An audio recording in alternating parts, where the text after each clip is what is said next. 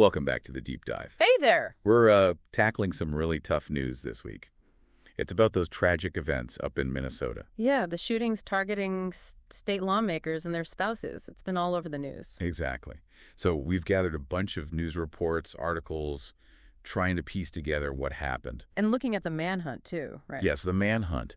And also how these sources are framing it, in the context of political violence in the U.S. That seems to be the running theme in the coverage, unfortunately. It does. The sources we looked at, they detail the shooting of State Representative Melissa Hortman and her husband, Mark. Which was fatal, tragically. Yes. And also State Senator John Hoffman and his wife, Yvette.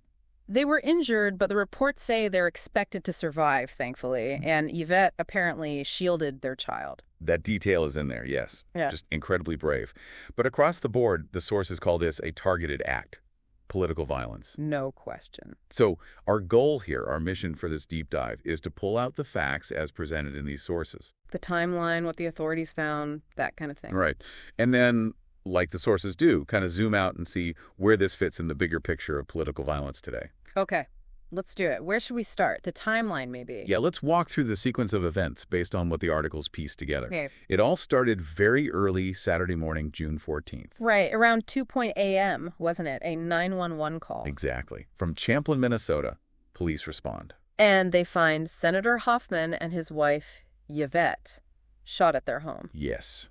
And that detail about Yvette protecting their child? Yeah. Just harrowing. Unbelievable. So what happened next? Well, about an hour and a half later, roughly 3:35 a.m., Brooklyn Park Police decided to proactively check on Representative Hortman. Proactively. So not because of a call from her house right then. Correct. They went to her home, and that's where they encountered the suspect. Ah, okay. And the sources say he was in some kind of fake police car. Yeah, a vehicle rigged to look like one.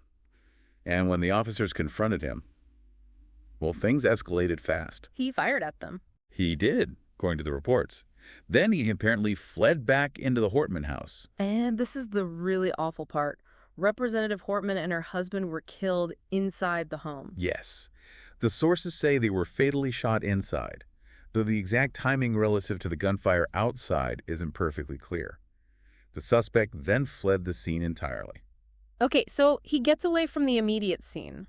What do the sources say about his movements then? Well, around 6 a.m., he reportedly showed up briefly back at a rental home in Minneapolis. And wasn't there a text message mentioned? Yes, a really chilling one, sent to his roommates. What did it say? Something like he may be dead shortly, that he'd made some choices and didn't want to involve them. Pretty ominous. Wow. Okay, so authorities see that text. And you can imagine that ramps things up. Shelter-in-place orders go out in Brooklyn Park. Right? And police raids, search warrants. Yep, at that Minneapolis rental using battering rams, the report said. And also tactical units sent out to Green Isle, where he owned property. Green Isle. That's Yeah. like 50 miles southwest. About that, yeah. So a widespread search. Later that afternoon, the police cleared the scene at the Hoffman house. And the medical examiner confirmed the Hortons' deaths? Yes, multiple gunshot wounds. Yeah. By then, the manhunt was in full swing, statewide, even beyond. So let's talk about the suspect himself. Vance Boelter, 57 years old. That's the name authorities released. And as of when these articles came out, he was still at large. Manhunt entering day 2. And the description? 6'1", 220 pounds, brown hair, brown eyes. Last seen in a light cowboy hat, dark shirt, light pants, carrying a dark bag.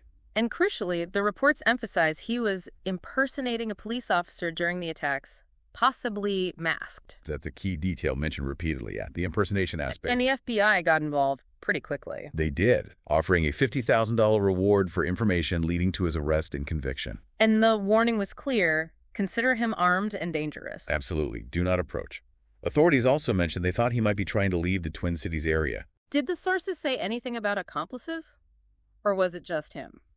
They mentioned investigators are looking into whether others were involved, maybe he had prior knowledge. But Boelter is the main focus. Definitely the primary person of interest. And there was that detail about his past. Oh, right, the state board appointment. Yeah, appointed to a workforce development board by former Governor Dayton and current Governor Walz. But his term was over, right? Expired in 2023. That's what the sources said, yes. Okay. Now, the motive, this is where it gets, well, even more disturbing, if that's possible. what was found. Right, this comes from searching that fake police vehicle he was allegedly using. And they found a list, a manifesto. Described as both, yeah. A list identifying, quote, many lawmakers and other officials. How many did they say? Some sources put the number around 70 names. 70. Wow. And not just Minnesota officials. No, apparently officials from outside Minnesota were on it too. And the list. Did it give any clues about why these people? It did. The sources specifically mentioned that targets listed included abortion providers and pro-abortion rights advocates. Okay, so that points pretty strongly towards an ideological motive around abortion rights. It certainly seems to suggest that. And alongside the list, they found something else. Papers. Papers. With what on them? Just the phrase, no kings. No kings. What does that mean? Well, the sources connect that phrase directly to anti-Trump protests. Protests that were actually planned for that same Saturday, June 14th. Huh. So you have targets linked to abortion rights and then papers linked to anti-Trump protests. That seems complicated. It does. And the discovery of those No Kings papers had an immediate effect. Which was? Officials publicly advised people not to attend those planned No Kings protests, out of caution, given the connection. Makes sense. So the reaction to all this, I imagine it was swift. Oh, absolutely. Widespread condemnation, and the sources really document that bipartisan response. Yeah, I saw reports about Wisconsin officials, Yeah. Governor Evers, legislative leaders. Right. Republicans and Democrats there issued a joint statement. The sources quoted, "Political violence accomplishes nothing and is never the answer." That's pretty powerful, coming jointly like that. It is. And others from Wisconsin, too. Senator Tammy Baldwin called it stunned, terrified, heartbroken. Representative Van Orden said, "Political violence has no place in America." Senate President Filskowski cannot tolerate political violence. And in Minnesota itself, obviously immense grief. Of course.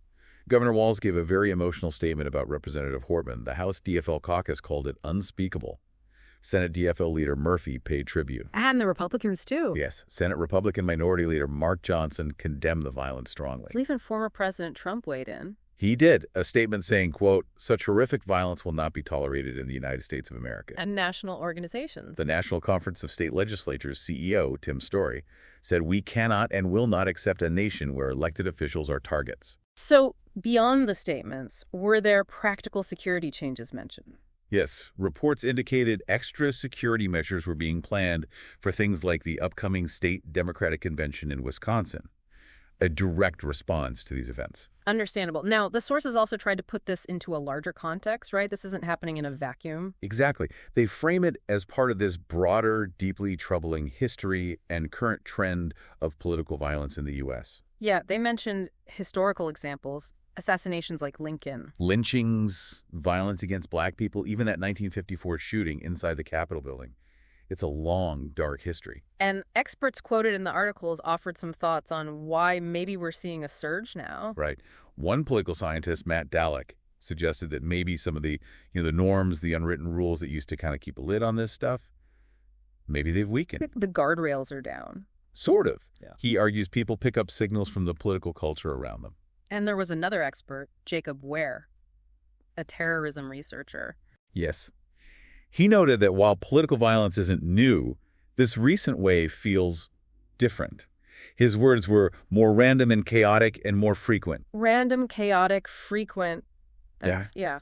Which leads us into maybe the most complex part of how the sources cover this, the interpretation, the politics of it all. How attacks get spun, you mean? Who gets blamed? Exactly. And how quickly it happens. Yeah. The sources dive into the difficulty of navigating these ideologies after an event like this. Well, one source cited the ADL, talking about patterns. Right. They reported that from 2022 to 2024, the ADL apparently attributed all political killings in the U.S. to right-wing extremists.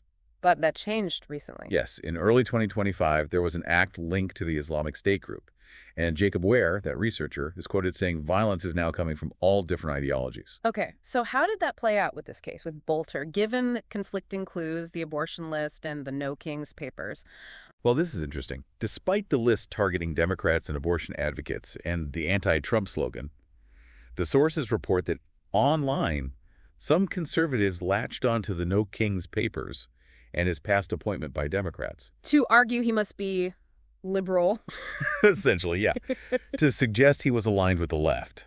One source quotes Elon Musk directly posting, The far left is murderously violent. Uh-huh.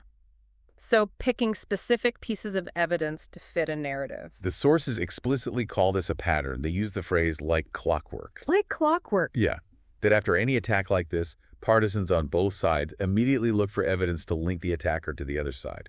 They even mention the reaction to the Paul Pelosi attack as another example of this. Okay. So the sources are pointing out this immediate polarization. What about the role of rhetoric more broadly? Did the experts comment on that? They did. Dalek, the political scientist, his point about norms being lifted and people getting signals. And where, the terrorism researcher? His perspective, mentioned in one source, connects the timing. He suggests this surge happens as federal law enforcement focus may be shifted away from investigating white supremacist extremism units and more towards things like detaining undocumented immigrants. That's a specific point on resource allocation. Interesting. And did the sources discuss former President Trump's rhetoric specifically? Yes, quite a bit. Experts quoted described him as, quote, both a victim and an accelerant of charged rhetoric. Victim and accelerant? How so? Well, they point to his use of what they call bellicose language, aggressive, hostile words for opponents, calling him sick or evil. Oh, yeah? And mentioning times he talked about using violence against protesters. Dalek suggested pardoning Jan 6 participants could send a message that violence for supporters might be, okayed or rewarded. I see. The sources also listed recent examples attributed to him, like suggesting mobilizing the military for protests, pledging to HIT protesters, warning about a migrant invasion, that kind of language. Got it. So the sources are presenting these expert analyses and observations about rhetoric. Right. And it's really important for us to stress, and you can see this in how the sources themselves present the information. We're just reporting what the sources say. Absolutely. We're relaying the different viewpoints, the reported facts, the analyses found in the articles we reviewed. We're not endorsing any single interpretation or political stance here, just laying out the information provided for this deep dive. Okay, so wrapping this up, where does this leave us? Well, we've covered the heartbreaking events in Minnesota, the tragic loss of life for Representative Hortman and her husband, Mark, the injuries to Senator Hoffman and his wife, Yvette, the ongoing manhunt for Vance Boelter, and the really disturbing evidence found that list, the potential targets suggesting a political motive. and critically, how the sources we looked at place this awful event within a larger troubling pattern. Yeah, this trend of political violence in the U.S. with causes and interpretations that are, let's be honest, really complex and fiercely debated. Often debated along partisan lines almost immediately. Which leads us to that final thought for you, the listener, given everything we've just unpacked from these sources. Think about how incredibly quickly a tragedy like this gets filtered through those partisan lenses we talked about. Yeah, how easy it seems for narratives to form, blaming one side or the other, often based on, incomplete information, or maybe just highlighting specific details that fit a certain view. Even when the sources themselves, when you look closely,